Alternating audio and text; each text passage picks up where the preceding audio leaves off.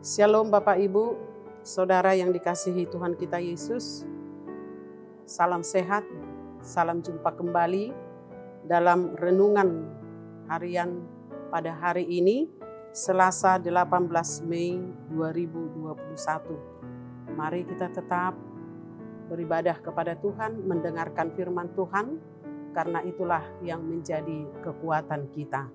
Mari kita bernyanyi.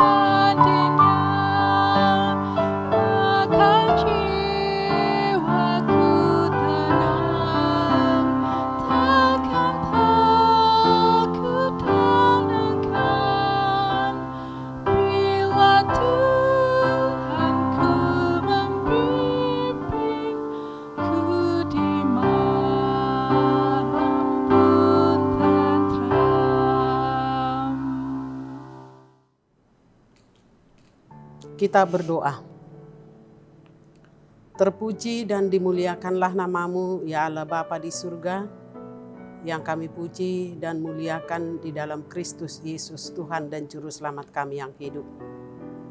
Pada pagi hari ini, kami datang sujud menyembah kepada-Mu atas segala berkat penyertaan-Mu di dalam kehidupan kami sepanjang malam.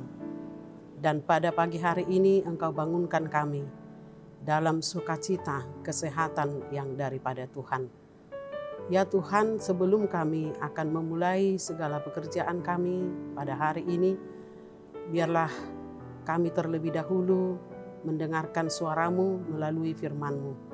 Karena itu persiapkanlah hati kami di dalam Kristus Yesus.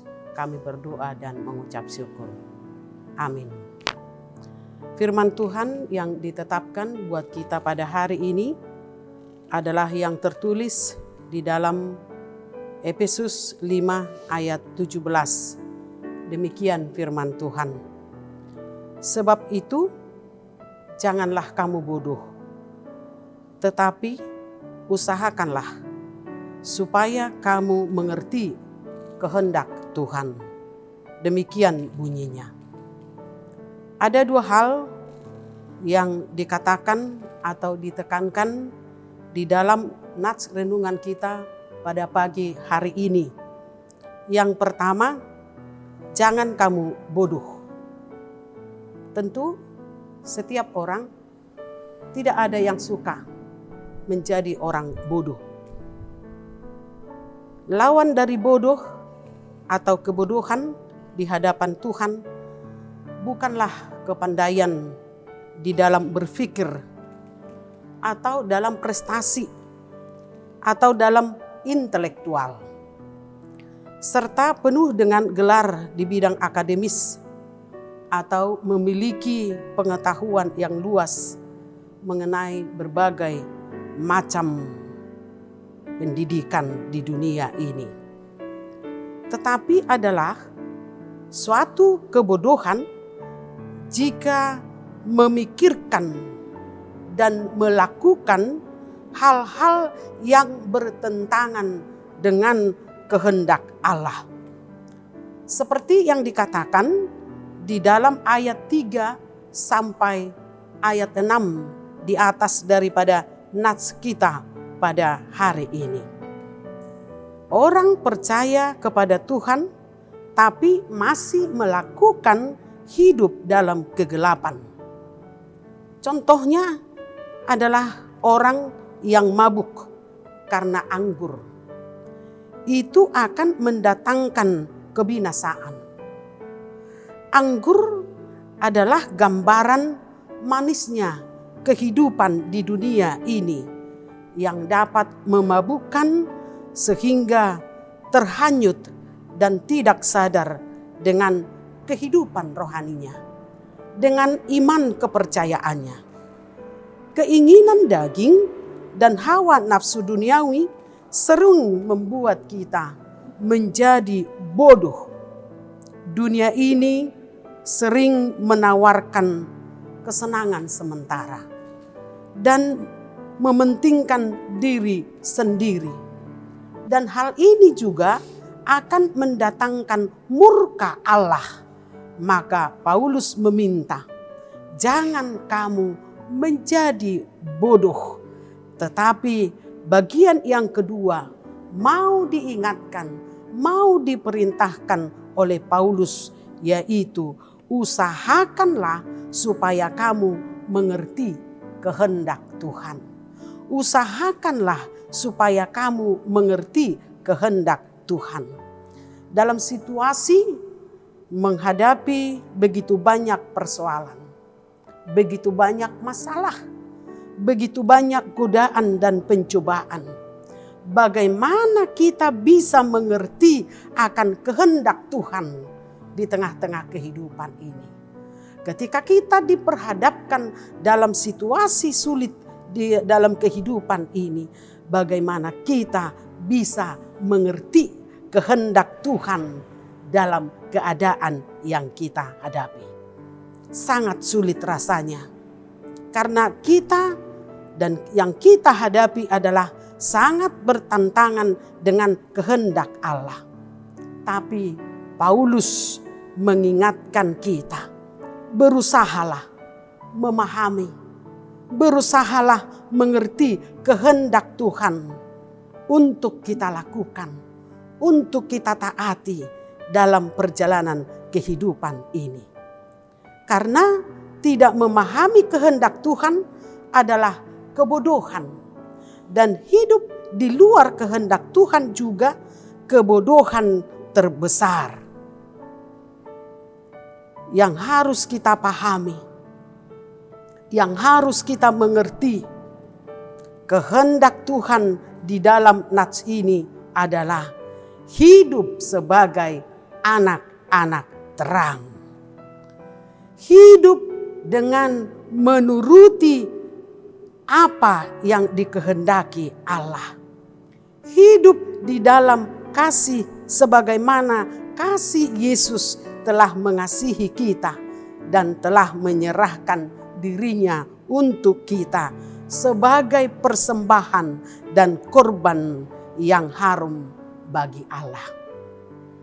Hidup sebagai anak-anak terang adalah orang yang berhikmat dan memakai hikmat Allah untuk menguji segala sesuatu dan mengarahkan kita kepada kehidupan yang lebih baik yang dikehendaki oleh Tuhan. Mari hadapi, mari jalani kehidupan ini.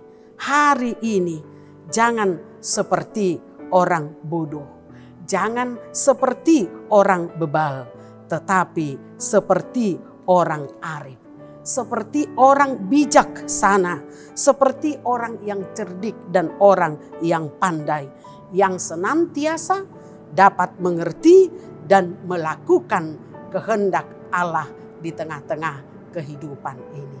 Selamat melaksanakan tugas kita, dan biarlah segala sesuatu apa yang kita lakukan itu menjadi kehendak Allah. Amin. Kita berdoa. Terima kasih ya Tuhan atas firman-Mu yang begitu indah mengajari, menuntun kami, agar kami selalu dapat mengerti akan kehendak-Mu. Apa dan bagaimanapun keadaan kehidupan yang kami hadapi pada hari ini, apakah itu suka, apakah itu duka, apakah itu membuat kami menjadi orang yang sakit hati, apakah itu membuat kami menjadi orang yang bersuka hati. Biarlah semuanya itu menjadi kesukaan dan menjadi sesuai dengan kehendak-Mu. Tuntun dan bimbinglah kami Tuhan dalam setiap perjalanan kehidupan kami, dalam setiap tingkah perbuatan kami, agar kami senantiasa boleh bersikap sesuai dengan apa yang Tuhan kehendaki dalam kehidupan kami. Kami berdoa dengan situasi keadaan yang kami hadapi pada saat ini. Sangat sulit dan begitu sulit. Banyak saudara kami yang terpapar karena pandemi COVID-19 ini. Biarlah Tuhan yang bertindak di dalamnya, yang berkarya di dalamnya, sehingga saudara-saudara kami dapat dikuatkan dan dimampukan untuk menghadapi segala penyakit yang ada di dalam tubuh mereka, sehingga mereka akan senantiasa menyerahkan hidupnya hanya kepada Tuhan. Berkati segala obat dan makanan untuk memberikan kesembuhan bagi mereka. Terima kasih ya Tuhan, kami mau serahkan seluruh keluarga kami, anak-anak kami. Biarlah Tuhan yang senantiasa memelihara dan menuntun kehidupan mereka. Dalam Kristus Yesus kami berdoa dan mengucap syukur. Amin. Mari Bapak Ibu dan juga saudara sekalian, kita tetap melaksanakan protokol kesehatan supaya kita terhindar dari COVID-19 ini. Tuhan Yesus memberkati.